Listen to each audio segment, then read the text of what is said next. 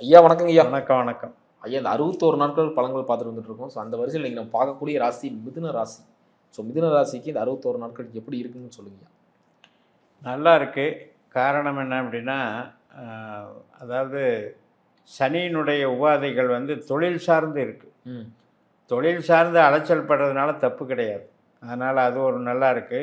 இவங்களுக்கு வந்து இந்த 2 மாசத்துல சூரியன் வருஷம் பிறக்கும்போதே உச்சத்துல வர்றார். ம். அது தைரியத்தை குடுக்குறவர். நல்ல ஒரு சகாயத்தை குடுக்குறவர். யாருடைய உதவிகள், அரசு வழி, பெரியவங்க, நம்முடைய ஏதாவது பதவியில் இருக்கவங்க, பணக்காரர்கள், பெரிய மனிதர்கள் இவர்களுடைய உதவி கிடைக்கக்கூடிய மாதம். ம். அப்போ அந்த வகையில் நல்ல மாதம். சிறப்புங்க. இவங்களுக்கு ஆரோக்கியம் எப்படிங்க இருக்கு? ஆரோக்கியத்தை பொறுத்த வரைக்கும் இவங்களுக்கு கர்மச்சனி இருக்கிறதுனால அதுக்கு தகுந்த மாதிரி பார்த்துக்கணும். ஏன்னா 2, 6, 10ங்கிறது தொழிலுக்கு நல்லது, ம். ஆரோக்கியத்துக்கு கெட்டது. ம். அதனால் வந்து இந்த இன்ஃபெக்ஷன் ஆகிறது, நரம்பு சம்மந்தப்பட்டது, அடிவயிறு தொடர்புடையானது, கேஸ் ட்ரபிள், இது சம்மந்தப்பட்டதெல்லாம் கொஞ்சம் பார்த்துக்கணும். ஜன்மத்தில் இருக்கிற குரு அவர் வந்து என்னதான் ஜன்மத்தில் இருந்து 7ஆம் இடத்தை பார்த்தாலும் 6ஆம் இடத்துக்கு வந்து நோய் ஸ்தானத்துக்கு வந்து அதுவும் ஒரு வீக்கு தான். ம். அதனால் இப்போ 6ஆம் இடத்துக்கு 8ஆம் இடம்னு எடுத்துக்கணும் ம்.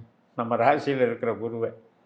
அது மாதிரி எடுக்கும்போது கொஞ்சம் பிரச்சனையாக இருக்குது. இந்த மே மாதம் 15ஆம் தேதிக்கு மேலே வரக்கூடிய கிரக மாற்றங்கள் ஆரோக்கியத்தில் சில ட்ரீட்மெண்ட்டை கொடுக்குது.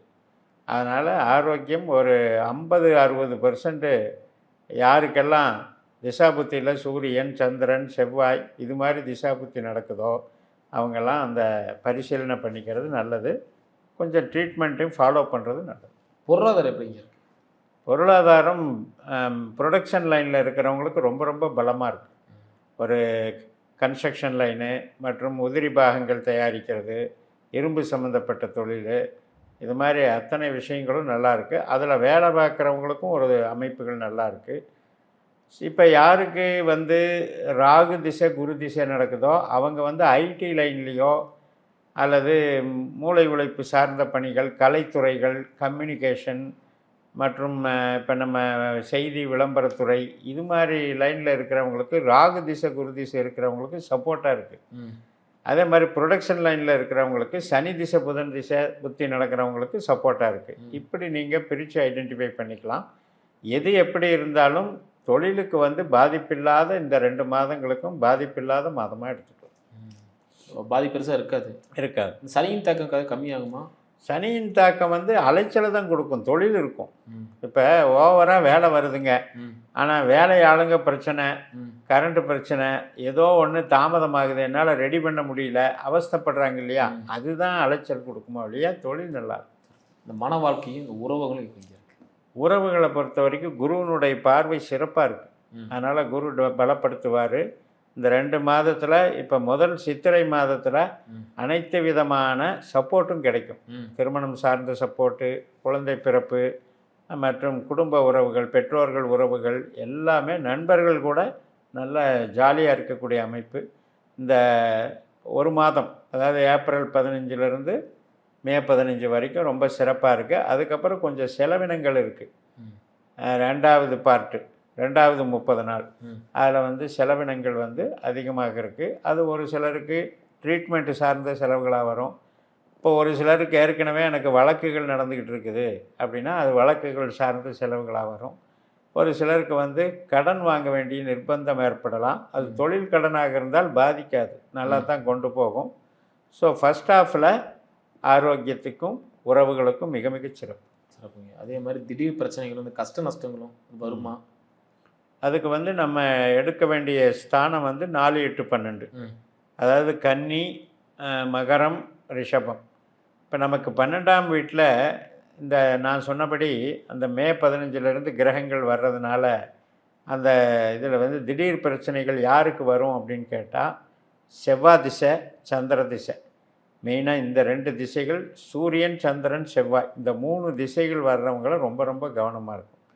அவங்களுக்கு தான் இந்த ப்ராப்ளம் இருக்கும். அவங்க ஜாதகத்தில் இந்த 4, 8, 12 தொடர்பில் இந்த கிரகங்கள் இருக்கக்கூடாது. வேறு கிரகங்களும் இந்த நட்சத்திரங்களில் இருக்கக்கூடாது.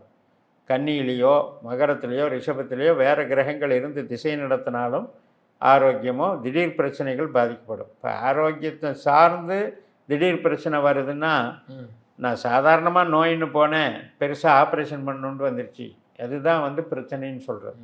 அது மாதிரி ஒருத்தரை நம்பி ஏமாறுறது, களவு போகிறது, விபத்து நடக்கிறது, திடீரென்று ஒரு பெரிய செலவை கொண்டு வந்து விடுறது, இதெல்லாம் தான் திடீர் பிரச்சனை. அதுக்கு வந்து செகண்ட் ஹாஃபில் கவனமாக இருக்கணும். அதுக்கு வந்து நம்ம ஜாதகப்படி நமக்கு கன்னியிலேயோ மகரத்துலேயோ ரிஷபத்துலேயோ கிரகங்கள் இருந்து திசா புத்தி நடக்குதான்னு பார்த்துக்கணும். அப்படி நடந்தால் புது முயற்சிகளை தவிர்த்துக்கணும். நமக்கு ஆகாத நட்சத்திரங்கள் அப்படின்னு சொல்லக்கூடியதில் இப்போ நம்ம வந்து சூரிய நட்சத்திரம் எடுத்துக்கலாம், சந்திரன் நட்சத்திரத்தை எடுத்துக்கலாம், செவ்வாய் நட்சத்திரம் எடுத்துக்கலாம். இந்த 3 கிரகத்தினுடைய நட்சத்திரங்களையும் பொறுமையை கையாளணும். பதட்டத்தோடு அவசரப்பட்டு எடுத்து முடிவு எடுத்து தான் அது திடீர் பிரச்சனையை கொண்டு போய்விடும். ஐயாவின் அறிவுரையா இவர்களுக்கு எந்த விஷயம் ரொம்ப கவனமாக இருக்கும்?